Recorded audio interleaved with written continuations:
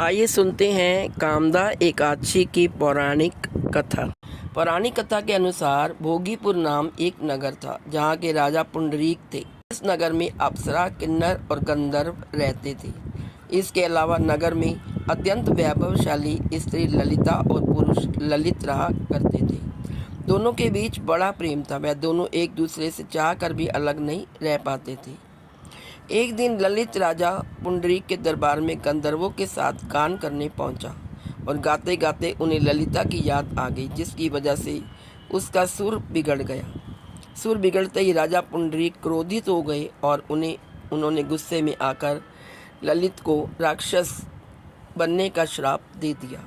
राजा के श्राप देते ही ललित तुरंत विशालकाय राक्षस के रूप में परिवर्तित हो गया। ललित का राक्षस रूपी शरीर 8 योजन का हो गया। जब उसकी पत्नी ललिता को इस बात के बारे में पता चला तो वह बहुत दुखी हुई और इस समस्या का हल ढूंढने की कोशिश करने लगी।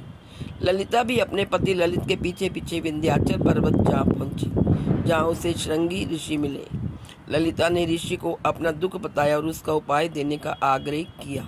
श्रृंगी ऋषि ने कहा कि चैत्र मास के शुक्ल पक्ष की एकादशी तिथि आने वाली है, जिसे कामदा एकादशी कहते हैं। इस दिन यदि श्रद्धा भाव के साथ व्रत रखा जाए तो सभी कार्य सिद्ध होते हैं। यदि तुम यह व्रत रख लो तो तुम्हारा पति राक्षस योनि से मुक्त हो जाएगा।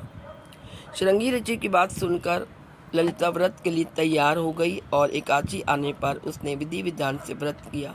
इसके बाद द्वादशी के दिन ब्राह्मणों को भोजन कराने के बाद दान किया। ललिता एकादशी का व्रत रखती और भगवान से उसका फल अपने पति को देने का आग्रह करती। ललिता प्रार्थना करती कि हे प्रभु, मैंने जो व्रत किया है इसका फल मेरे पति को प्राप्त हो और वह राक्षस योनि से मुक्त हो जाए। ललिता के व्रत से भगवान विष्णु प्रसन्न हुए और उसके पति को एकादशी व्रत का फल दिया, जिसके बाद वह राक्षस योनि से मुक्त होकर अपने पुराने स्वरूप में आ गया।